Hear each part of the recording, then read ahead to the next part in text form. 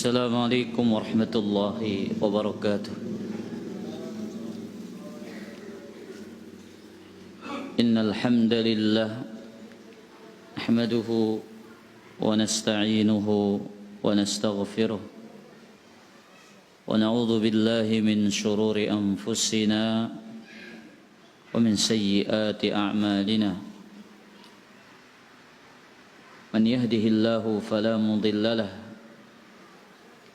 ومن يضلل فلا هادي له أشهد أن لا إله إلا الله وحده لا شريك له وأشهد أن محمدا عبده ورسوله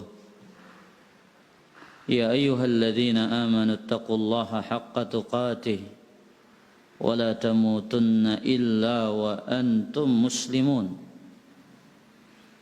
يا أيها الناس اتقوا ربكم الذي خلقكم من نفس واحدة وخلق منها زوجها وبث منهما رجالا كثيرا ونساء واتقوا الله الذي تساءلون به والأرحام إن الله كان عليكم رقيبا يا أيها الذين آمنوا اتقوا الله وقولوا قولا سديدا يصلح لكم أعمالكم ويغفر لكم ذنوبكم ومن يطع الله ورسوله فقد فاز فوزا عظيما أما بعد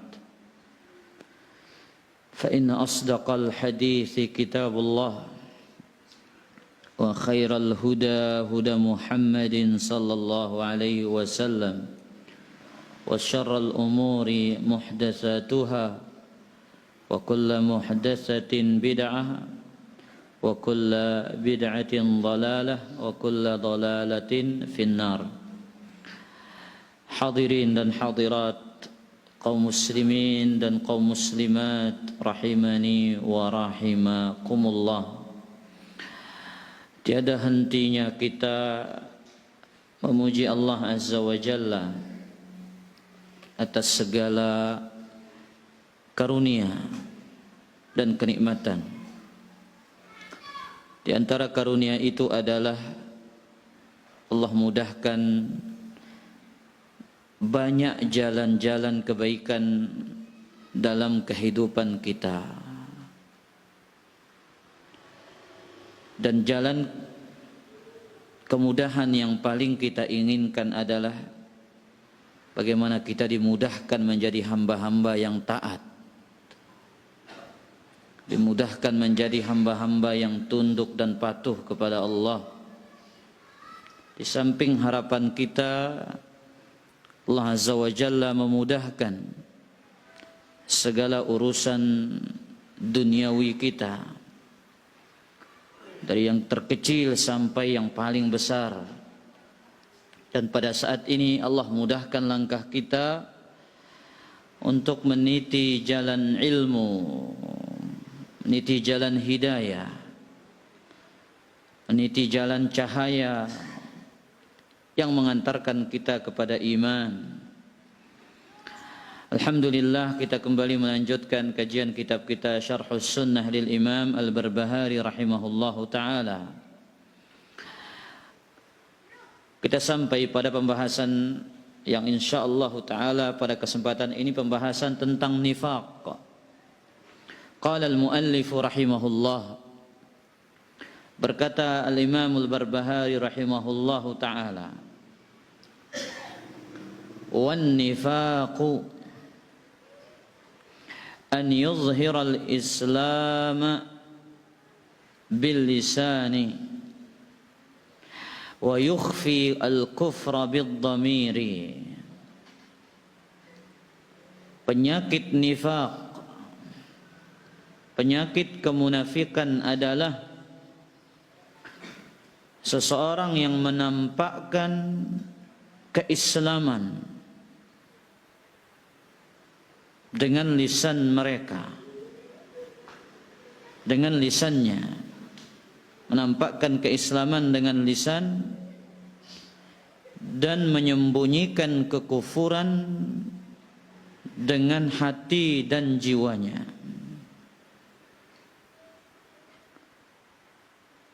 Para jemaah yang dimuliakan oleh Allah,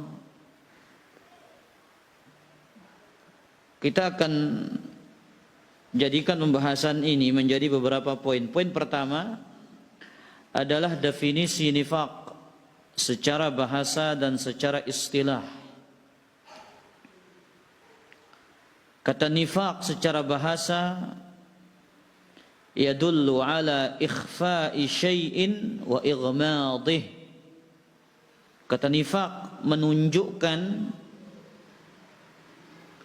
atas menyembunyikan sesuatu. Jadi kata nifaq itu menunjukkan atas menunjukkan sesuatu. Makanya dikatakan nifaq, ya, menampakkan sesuatu dan menyembunyikan sesuatu yang berbeda. Kemudian Al-Imam Ibnu Rajab Al-Hambali rahimahullah menjelaskan makna nifaq secara bahasa. Beliau menjelaskan 2 poin dalam makna nifaq. Poin pertama, kata beliau, an-nifaqu fil lughati huwa min jinsil khida'i wal makar. Kata nifaq artinya adalah menipu dan melakukan makar. Ini kata Ibnu Rajab Al-Hambali rahimahullah. Kata nifaq artinya menipu dan melakukan makar. Itu poin pertamanya. Poin keduanya, makna nifaq secara bahasa kata Ibnu Rajab, wa izharul khairi wa izharil khairi wa ibtani khilafihi. Menampakkan yang baik dan menyembunyikan sebaliknya. Berarti Al-Imam Ibnu Rajab menjelaskan kemunafikan ini dari 2 sisi. Sisi pertama adalah nifaq itu artinya menipu. Kemudian nifaq itu melakukan makar. Sisi yang kedua, kata Al-Imam Ibnu Rajab Al-Hambali, menampakkan kebaikan dan menyembunyikan sebaliknya, yaitu keburukan dan kejelekan. Ini makna dari kata an-nifaq. Kemudian secara istilah, para ulama memberikan beberapa definisi. Yang pertama, Al-Imam Ibnu Katsir rahimahullah, apa kata beliau? Wan nifaqu huwa izharul khairi wa israrus syarr.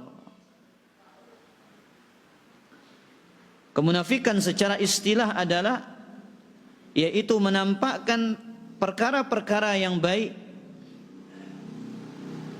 serta menyembunyikan perkara-perkara yang buruk dan jelek.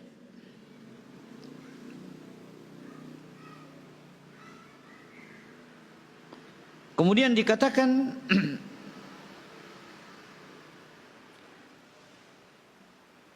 oleh para ulama yang lain, definisi dari kata nifaq ini, izharul qawli bil lisani awil fi'li bi khilafi ma fil qalbi minal qawli wal i'tiqadi. Menampakkan sesuatu dengan lisan yang tidak selaras dengan apa yang ada di dalam hatinya. Menampakkan sesuatu dengan ucapan, dengan lisan yang tidak selaras dengan apa yang ada di dalam hati dan jiwanya, dari keyakinan dan yang lainnya. Baik. Poin pertama kita selesai, yaitu definisi dari nifaq. Poin kedua kita adalah tentang bagaimana takutnya para sahabat dari perkara kemunafikan. Ikhwatal iman azzani Allah wa iyyakum. Kita yakin kita mengilmui bahwasanya khairun nas, sebaik-baik manusia setelah para anbiya dan para nabi dan para rasul adalah ashabu Muhammadin sallallahu alaihi wasallam. Adalah sahabat-sahabat Nabi Muhammad sallallahu alaihi wasallam. Namun mereka adalah orang-orang yang begitu besar ketakutan dan kekhawatiran mereka apabila ternyata mereka dijangkiti dan terkena penyakit kemunafikan. Kita baca beberapa poin di sini. Yang pertama adalah ucapan tabi'in yang mulia Ibnu Abi Mulaikah, Abdurrahman ibn Abi Mulaikah rahimahullahu ta'ala, disebutkan oleh Imam Al-Bukhari di dalam sahihnya. Apa kata beliau? Adraktu salathina min ashabin Nabi sallallahu alaihi wasallam. Kulluhum yakhafun nifaqa ala nafsihi. Sungguh aku telah berjumpa dengan 30 dari sahabat Nabi Muhammad sallallahu alaihi wasallam. Semua mereka takut dan khawatir apabila mereka terkena penyakit kemunafikan. Subhanallah. Ikhwatal iman azani Allah wa iyyakum. Mereka orang-orang yang dikatakan oleh Allah Azza wa Jalla, kullun wa'adallahul husna. Masing-masing telah dijanjikan al-husna, yaitu berupa surga. Namun ternyata mereka adalah orang yang paling khawatir, yang paling takut. Hati mereka terkena penyakit kemunafikan. Da'un qatil wa da'un halikun. Penyakit yang membinasakan dan penyakit yang membunuh pelakunya. Bagaimana dengan jiwa-jiwa kita yang fakir? Jiwa-jiwa yang lemah imannya. Jiwa-jiwa yang begitu cepat terseret oleh syahwat dan hawa nafsunya. Kita yang harus lebih besar rasa takut kita dan khawatir kita apabila hati-hati yang lemah dan fakir ini terkena penyakit kemunafikan. Mereka orang-orang yang menyaksikan ayat-ayat Allah turun bersama Nabi sallallahu alaihi wasallam. Mereka orang-orang yang berjihad bersama Nabi SAW. Mereka orang-orang yang ruku dan sujud bersama baginda Nabi alaihi salatu wassalam. Melihat hati-hati yang begitu takut terkena penyakit kemunafikan. Bagaimana dengan hati kita yang fakir dari ilmu? Hati yang imannya turun naik, turunnya lebih banyak daripada naiknya. Selayaknya lebih takut hati kita ini tertimpa penyakit kemunafikan. Makanya Imam Ahmad ini rahimahullahu ta'ala, lihat para jamaah, dibawakan sandalnya, takut setan itu. Ketika beliau ditanya, ma taqulu fi man la yakhafu ala nafsihi nifaq? Wahai imam, sekiranya apa pendapat engkau tentang orang yang tidak takut terhadap penyakit kemunafikan? Wahai imam, apa pendapat dirimu pada orang yang tidak takut penyakit kemunafikan bagi dirinya sendiri? Apa kata Imam Ahmad rahimahullahu ta'ala? Wa man ya'manu ala nafsihi nifaq. Siapa orang-orang yang merasa aman dari tertimpa penyakit kemunafikan? Siapa di antara kita ini? Siapa di antara kita ini yang layak dia merasa aman, tidak akan terkena penyakit kemunafikan. Kalian lihat ikhwatul iman, antum pernah mendengar salah seorang sahabat yang namanya Hanzalah Al-Usaidi radhiyallahu taala anhu. Antum sering dengar kisah ini. Kisah ia berjumpa dengan Abu Bakar. Ketika ditanya, "Kaifa anta ya Hanzalah?" Wahai Hanzalah, bagaimana dengan dirimu?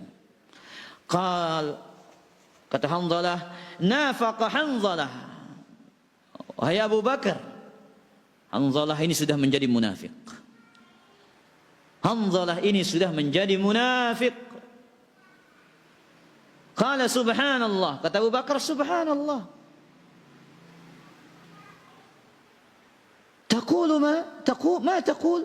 Apa yang kau katakan ini? Qala, aku katakan, katanya, kami berada di sisi Nabi sallallahu alaihi wasallam. Wa yudzakkiruna bin nar wa bil jannah. Nabi sampaikan, peringatkan tentang urusan surga, tentang urusan neraka. Ka'anna ra'ya ain, seolah-olah kami melihatnya dengan mata kepala kami sendiri. Fa idza kharajna min 'indi Rasulillah sallallahu alaihi wasallam afasna al-azwaj wal aulad wad-dhai'at fanasina katsira. Apabila kami pulang, afasna al-azwaj wal aulad. Apa yang terjadi? Ya, kami bergaul dengan istri dan anak-anak kami. Kami sibuk dengan urusan dunia, kami banyak lalai, kami banyak lupa. Qala Abu Bakrin, fa wallah inna lanalqa mithla hadha. Demi Allah, persis yang engkau rasakan itulah yang kami rasakan. Jadi apa yang dirasakan Hanzalah ini, beliau katakan itu adalah kemunafikan, ikhwatal iman. Beliau memahami apa yang beliau lakukan ketika keluar dari sisi Nabi SAW.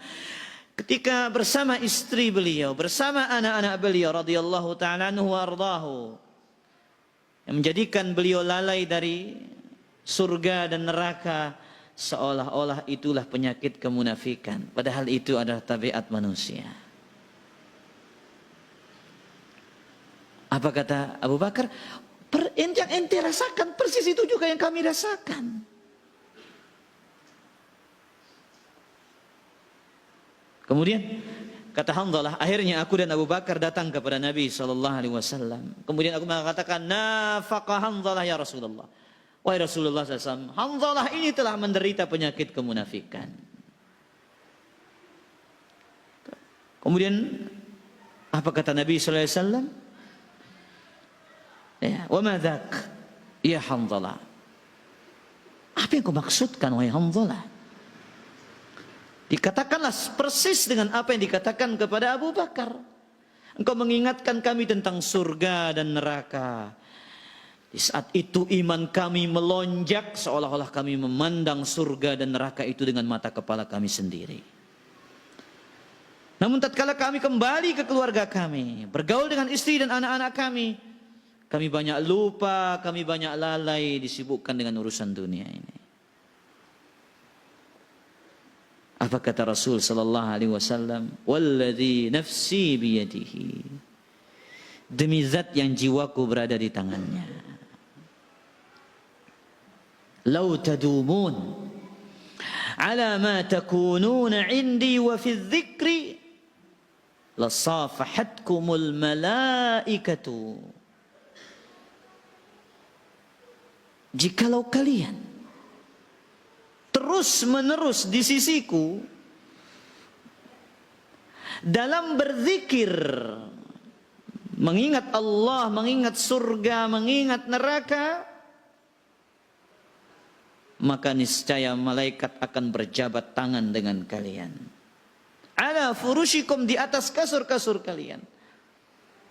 Wa fi turuqikum, di atas jalan-jalan kalian. Walakin ya Hanzalatu sa'atan. Akan tetapi Hanzalah sesaat, lakukanlah sesaat demi sesaat, sesaat demi sesaat, sesaat demi sesaat. Diulang sampai 3 kali oleh Nabi SAW. Artinya memang itu manusia. Manusia untuk menambah imannya itu butuh proses.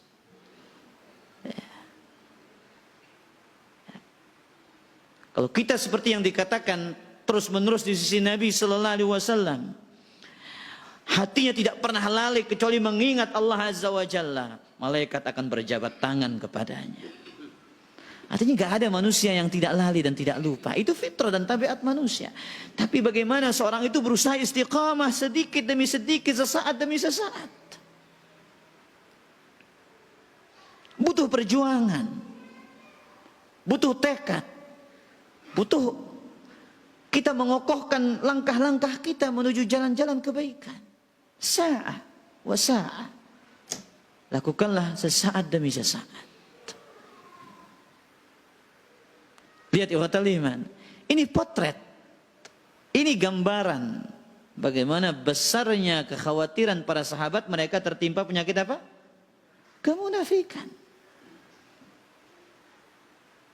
Makanya kata Al-Hasan Al-Basri rahimahullahu ta'ala, sebutkan oleh Imam Ibn Rajab dalam kitabnya Jami'ul Ulum wal Hikam, ma khafahu illa mu'minun wala aminahu illa munafiqun. Tidaklah orang yang khawatir dari penyakit kemunafikan melainkan dia adalah orang beriman. Tidaklah orang yang takut dari penyakit kemunafikan melainkan dia adalah orang yang beriman. Dan tidaklah orang yang merasa aman dari penyakit kemunafikan melainkan dia adalah munafik. Tidaklah orang yang merasa aman dari penyakit kemunafikan melainkan dia adalah munafik. Ucapan ini tamparan keras bagi kita ikhwatal iman. Sejauh mana hati ini di saat ini? Sejauh mana jiwa-jiwa yang miskin, yang fakir di saat ini? Apakah jiwa-jiwa ini ternyata jiwa yang merasa aman dari kemunafikan, maka dia adalah hati yang munafik? Ataukah jiwa-jiwa yang kita miliki saat ini adalah jiwa-jiwa yang takut, khawatir, terkena penyakit kemunafikan, maka dia ternyata adalah jiwa yang beriman?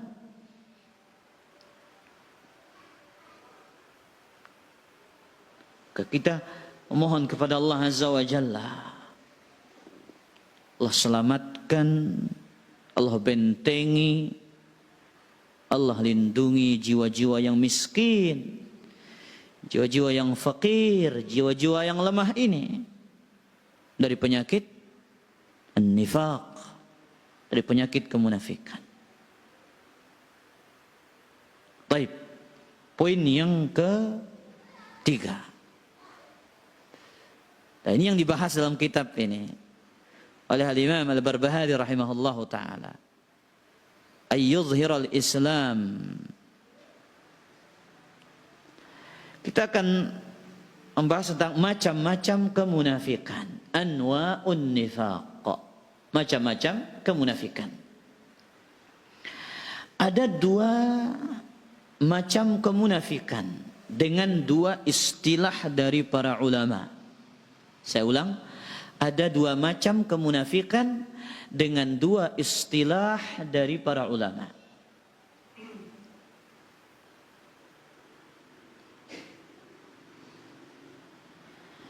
An-nifaq, penyakit kemunafikan ini seperti kekufuran dan kesyirikan dan kezaliman dan kefasikan.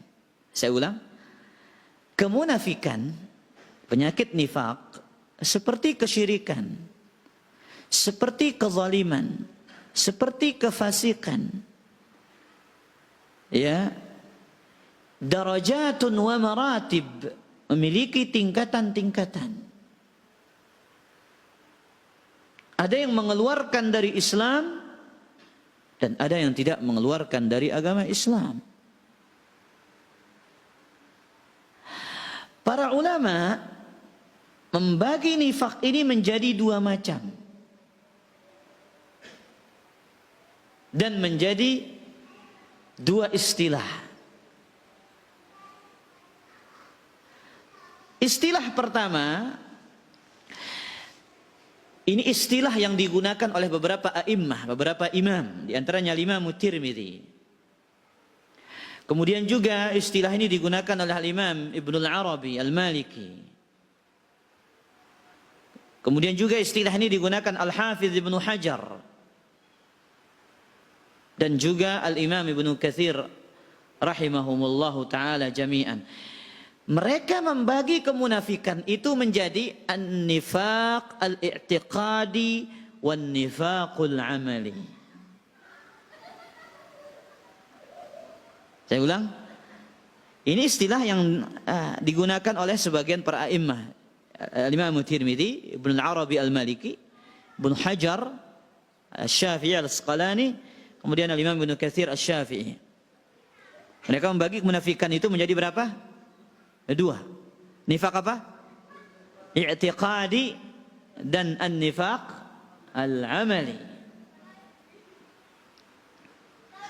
Baik. Kemudian apa definisi yang pertama? An-nifaq al-i'tiqadi. Ya, ini yang dibahas oleh Al-Muallifu rahimahullah, Imam Al-Barbahari rahimahullah. Beliau mengatakan an yuzhiral islam bil lisani wa yukhfirul kufra bid dhamiri, yaitu menampakkan keislaman dan menyembunyikan kekufuran. Ini disebut nifaqun i'tiqadiyun.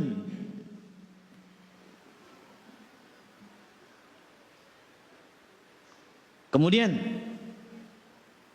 para jemaah yang dimuliakan oleh Allah Azza wa Jalla, istilah yang kedua ini digunakan oleh Al-Imam Ibnu Taimiyah dan muridnya Al-Imam Ibnu Qayyim rahimahullah, serta Al-Imam Ibnu Rajab Al-Hambali. Ini semuanya ulama mazhab Hambali. Syekhul Islam Ibnu Taimiyah, muridnya Ibnu Qayyim rahimahullah, dan Ibnu Rajab, mereka menggunakan istilah yang lain. Tapi satu inti. Apa itu? Nifaqun akbar wa nifaqun asghar. Nifaq yang besar dan nifaq yang kecil. Istilah yang pertama adalah nifaqun i'tiqadi. Ini sama dengan nifaqun akbar. Kemudian nifaqun amaliyun sama dengan nifaqun asghar.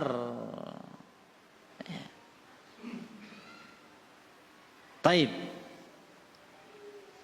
Kemudian apa yang dimaksud dengan nifaqun amaliyun?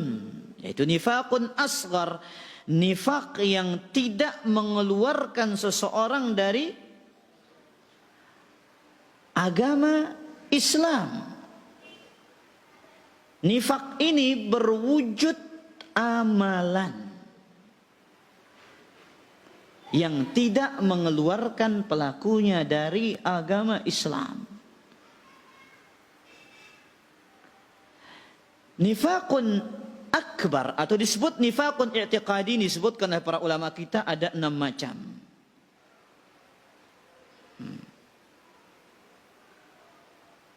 Ada 6 macam.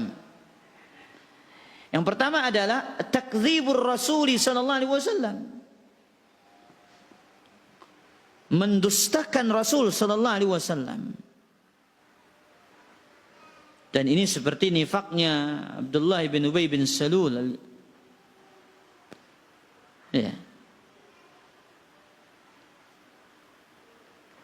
Kemudian yang kedua, takdzibu ba'di ma jaa'a bihi Rasul sallallahu alaihi wasallam. Mendustakan sebagian syariat yang dibawa oleh Rasulullah sallallahu alaihi wasallam. Yang pertama mendustakan Nabi. Dia tidak yakin dengan kenabian Nabi sallallahu alaihi wasallam. Kemudian yang kedua, dia mendustakan sebagian syariat yang dibawa oleh Nabi Muhammad sallallahu alaihi wasallam. Dia beriman kepada sebagian dan tidak mau beriman kepada sebagian yang lainnya. Ini termasuk nifaqun i'tiqadiyun.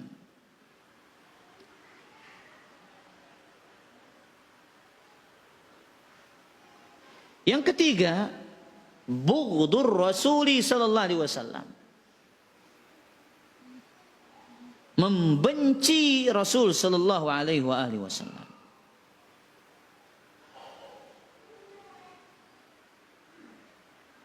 Kemudian yang keempat, bughdu ba'dhi ma jaa'a bihi Rasul sallallahu alaihi wasallam. Membenci sebagian syariat yang dibawa oleh Nabi Muhammad sallallahu alaihi wasallam.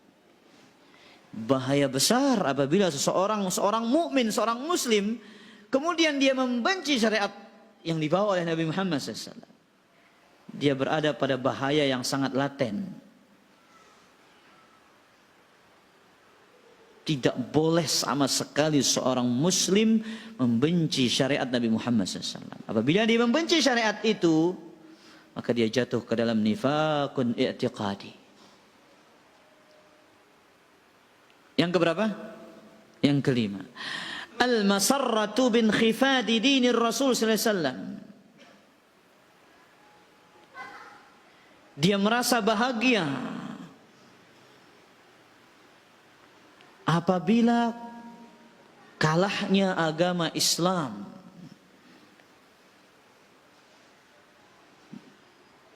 Ya, dia bahagia dengan kalahnya agama Islam. Dia senang Islam ini mengalami kekalahan. Kemudian yang keenam, al-karahiyatu lintisari dinir Rasul sallallahu alaihi wasallam. Dia benci dengan menangnya agama Islam. Maka ikhwatal iman azzani Allah wa iyyakum. Ya.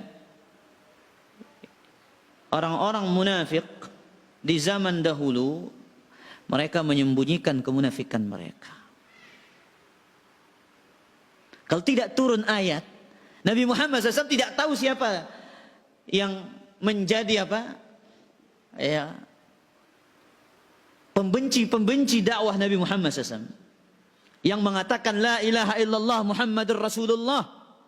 Nabi SAW tidak tahu siapa tokoh-tokoh yang bersembunyi di balik ya nama Islam. Mereka menyembunyikan kemunafikan mereka di balik nama Islam. Mereka sholat bersama Nabi Muhammad SAW. Sebagian mereka berjihad bersama Nabi Muhammad SAW. Meskipun hati mereka berat untuk melakukan itu. Meskipun hati mereka penuh dengan kebencian untuk melakukan itu. Tapi sekarang ya kata iman, sebagaimana dikatakan oleh Hudzaifah ibn Yaman, disebutkan dalam kitab Hilyatul Awliya, al-munafiqun al-yawm syarrun minhum ala ahdi Rasulillah SAW. Orang munafik pada saat ini lebih buruk dari orang munafik di zaman Nabi Muhammad SAW. Orang munafik di zaman ini lebih buruk dari apa? Orang munafik di zaman Nabi Muhammad SAW. Yang berbicara ini sahabat Rasul SAW. Apa alasan Hudzaifah mengucapkan ucapan ini ikhwatal iman? Kanu yawma idzin yaktumunahu wa humul yawma yuzhirunahu. Pada saat itu mereka menyembunyikannya. Disembunyikan dengan rapi ikhwatal iman. Sampai sahabat itu enggak tahu siapa di antara mereka yang munafik itu. Tapi sekarang banyak orang-orang terang-terangan membenci syariat Nabi Muhammad SAW. Wahumul yaum, dan mereka hari ini kata Hudzaifah bin Yaman menampakkannya secara terang-terangan. Subhanallah. Dan Sahih Bukhari juga dinyatakan demikian oleh Hudzaifah bin Yaman. Mereka orang munafik zaman sekarang lebih banyak dan berani menampakkan perbuatan nifak mereka secara terbuka. Yang mana di zaman Nabi SAW itu kebanyakan mereka menyembunyikan kekufuran mereka, kemunafikan mereka, kebencian mereka kepada agama Islam. Tapi sekarang lebih parah ikhwatul iman. Ya. Contoh kecil nih. Ya. Banyak sekarang orang-orang terang-terangan tidak sholat. Yang kita tahu ciri orang munafik itu adalah malas apa? Sholat. Subhanallah. Dan begitu banyak kita dengar di media-media ini para jemaah. Bagaimana syariat-syariat Nabi Muhammad SAW dilecehkan, diperolok-olok.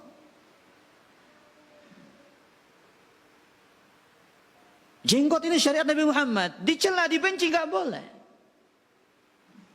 Karena dia syariat yang dibawa Nabi Muhammad SAW. Anda belum sanggup berjenggot, jangan Anda membenci.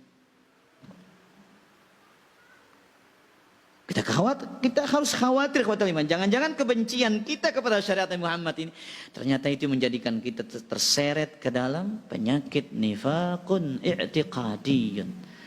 Nifaqun i'tiqadi.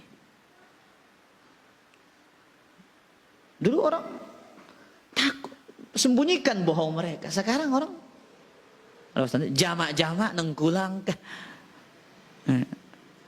terang-terangan. Subhanallah. Taib. Nas'alullah salamah alaihi. Semoga Allah Azza wa Jalla menyelamatkan kita dari nifaqun i'tiqadi. Kemudian berikutnya adalah nifaqun amali. Nifaqun amali. Sebelum saya lanjut, Abu Ghazi saya tanya dulu ini. Ketindak ngantok kah? Abu Ghazi, mungkin antum pernah dengar tentang nifaqun amali. Apa nifaqun amali?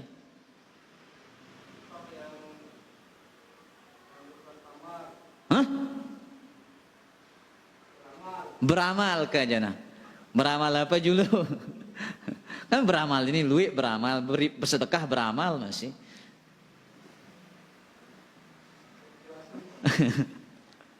Tapi para jamaah yang dimuliakan oleh Allah Azza wa Jalla. Bahasa sederhananya nifaqun asghar, nifak kecil yang tidak mengeluarkan dari Islam. Dan atau bahasa lebih sederhananya kemunafikan yang ringan. Kalau dirinci, ciri-cirinya ada berapa? Ada 5. Yang pertama adalah ya berdusta apabila ia berbicara.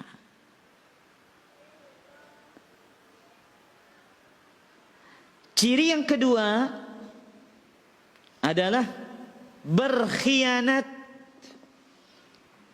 apabila ia diberikan amanah.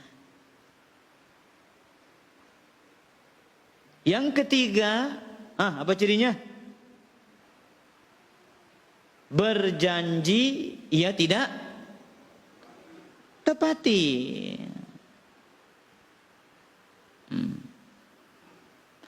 Yang keberapa? Yang keempat, idza khasama fajara. Apabila ia berselisih, ia akan berbuat zalim. Luwih dengan gawe ini para jamaah. Ada masalah, dia tidak segan-segan untuk menzalimi orang. Dia pakai cara kotor.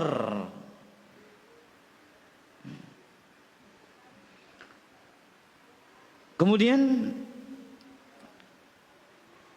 apabila membuat perjanjian, yang kelima, dia buat perjanjian, beda dengan yang kedua tadi. Berjanji. Ini dia buat perjanjian, kesepakatan, namun dia langgar. Ini ciri orang-orang munafik yang disebut nifaqun amali. Tapi kita baca hadisnya ikhwatul iman. Kata Nabi SAW dalam hadis Imam Muslim dari Abdullah bin Amr bin Al-As, arba'un man kunna fihi kana munafiqan khalisan. Ada 4 tanda, ini ciri khasnya orang munafik. dalam hadis. Ada 4 tanda, apabila 4 tanda ini ada pada seseorang, kana munafiqan khalisan. Ia disebut munafik tulen. Apa maksudnya? Sangat mirip dengan orang munafik. 1. Kemudian Nabi mengatakan wa man kanat fihi khaslatun minan nifaq. Yang ada pada dirinya 1 dari 4 tanda ini, maka dikatakan kepadanya terdapat pada dirinya 1 dari tanda kemunafikan. Pertama, idza haddatsa kadzaba, wa idza tumina khana, wa idza ahada ghadara, wa idza khasama fajara. Apabila berbicara berdus, dititipkan amanah, dia khianati. Apabila dia buat perjanjian, dia yang keempat, apabila ia berselisih, ia melakukan kezaliman. Para jamaah yang melakukan dusta ini, subhanallah, ini berat ini.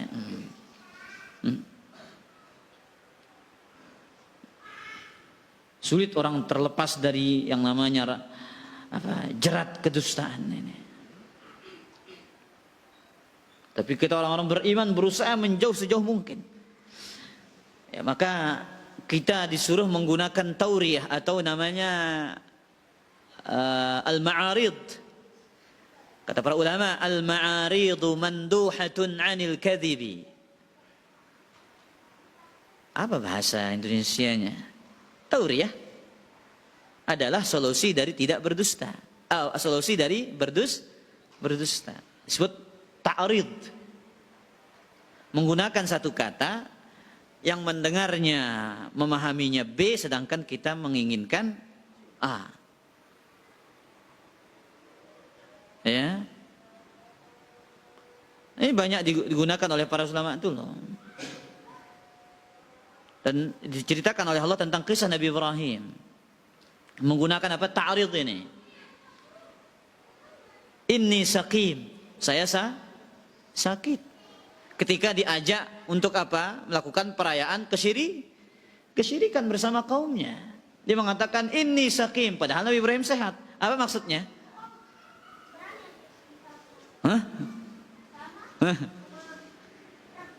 Apa? Tauriyah, apa maksudnya para jemaah? Saya sakit.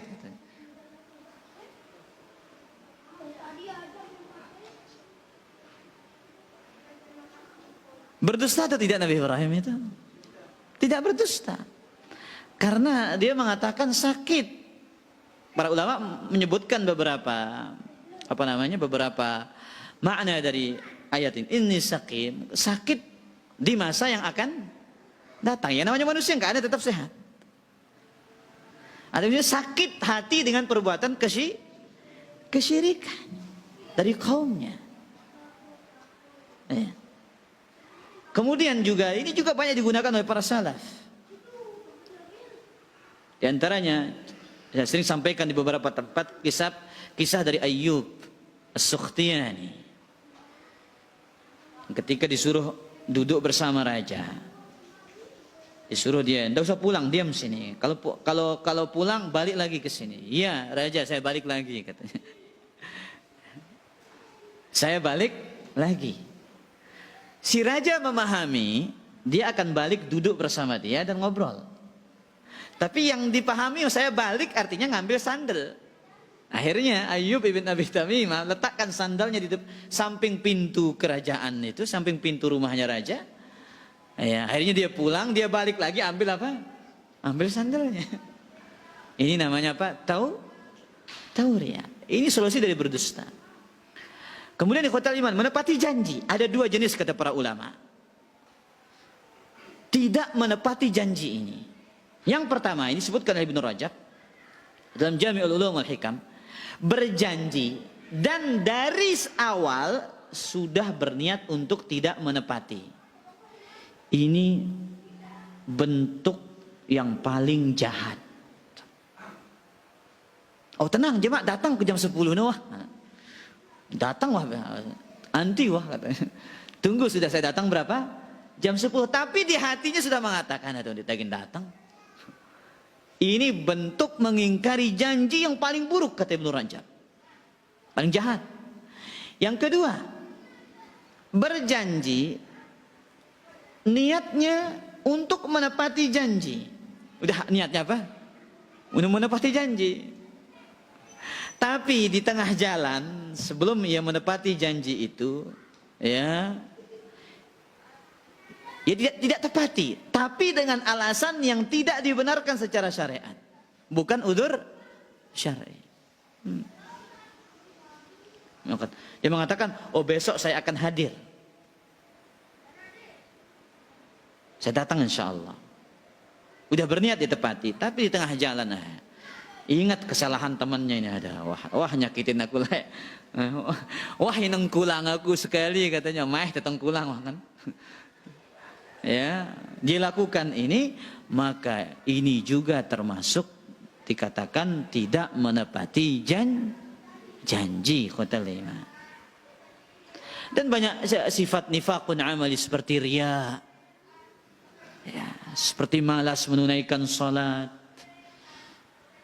ya, dan yang lainnya dari ciri-ciri dari orang-orang yang disebut sebagai apa? Nifaqun amali atau nifaqun asghar. Silakan azan dulu perannya, sudah azan.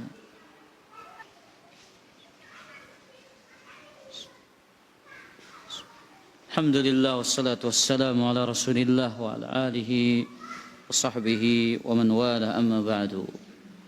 Silakan kalau ada yang bertanya para jamaah, kita buka waktu tanya jawab. Abu Ghazi. 2.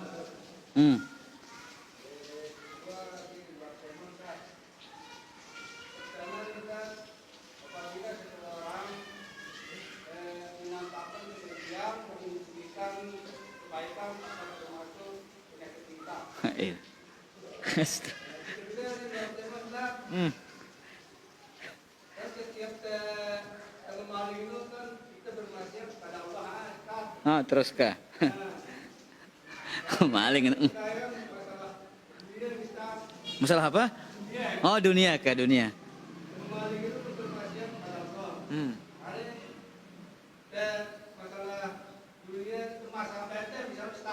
Terus beda batano.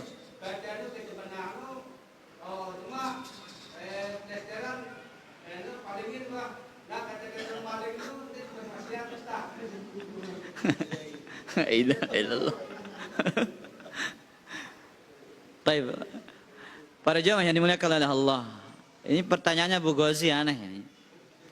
Dia mengatakan menampakkan kedengkian katanya dan menyembunyikan kebaikan. Dek narak dengan nyebut bagus. Iya. Kalau sudah kedengkian yang nampak dan kejelekan yang nampak, bagaimana dia akan bagus kepada kita para jamaah? Yang ada orang-orang berpura-pura baik kepada kita, tapi ternyata hatinya penuh dengan kedengkian dan yang lainnya. Itu sejatinya yang ada, Bu Ghazi. Oh, itu arak mana menengka jana. Berarti ajaib ini jana.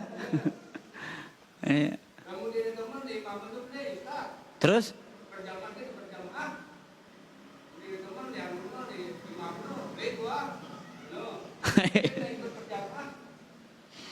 Tapi para jamaah yang dimuliakan, terus apa yang diharapkan kebaikan kalau begitu?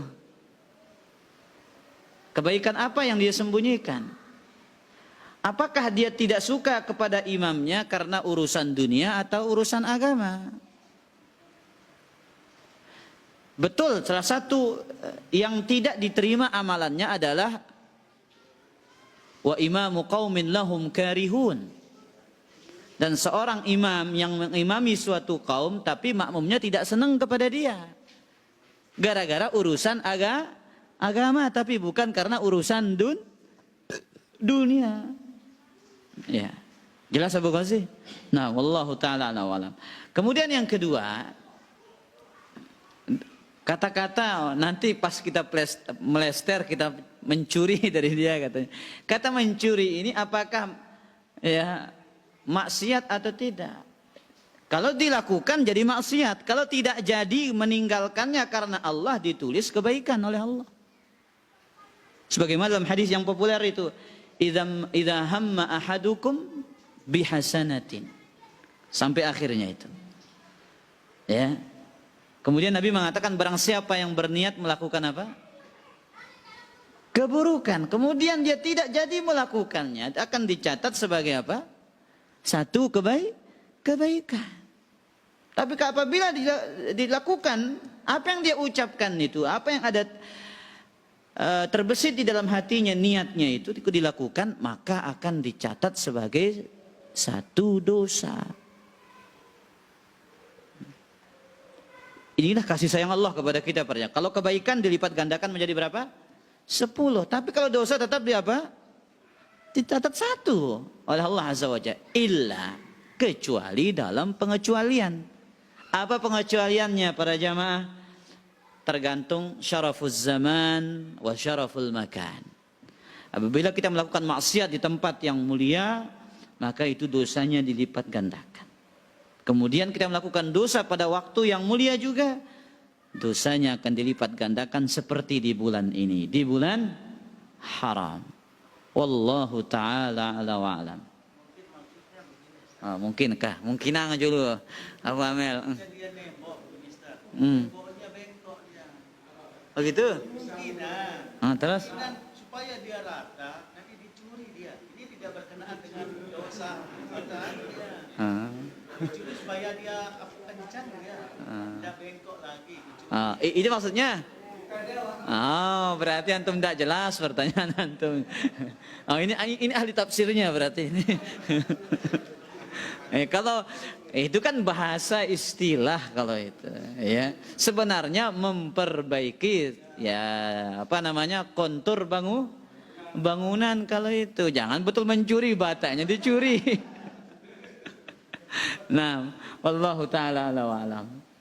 Masalah menolak apa namanya syariat. Apakah termasuk munafik seorang wanita yang tidak senang dengan poligami? La ilaha illallah. Kajana. Berat perkataan ini para jamaah. Ini pertanyaan yang lebih berat daripada gunung daripada wanita ini.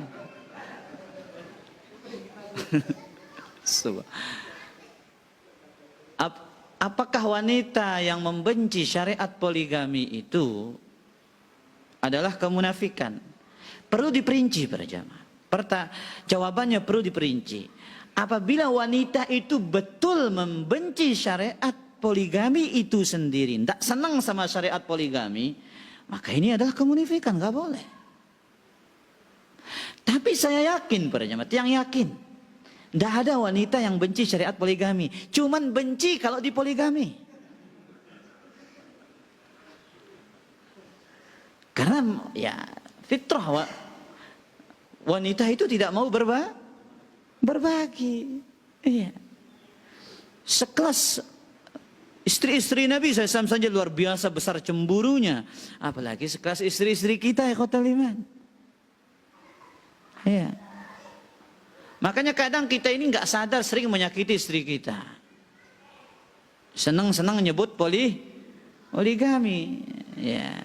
Kalau Anda memang laki-laki pemberaninya silahkan poligami tanpa harus banyak basa-basi. Ya, Anda the real man. Laki-laki sejati seperti itu. Tapi ini banyak omongnya tong kosong nyaring bunyinya. Poligami bilang dulu temanya poligami. Tahu-tahu depan istrinya kicap takut.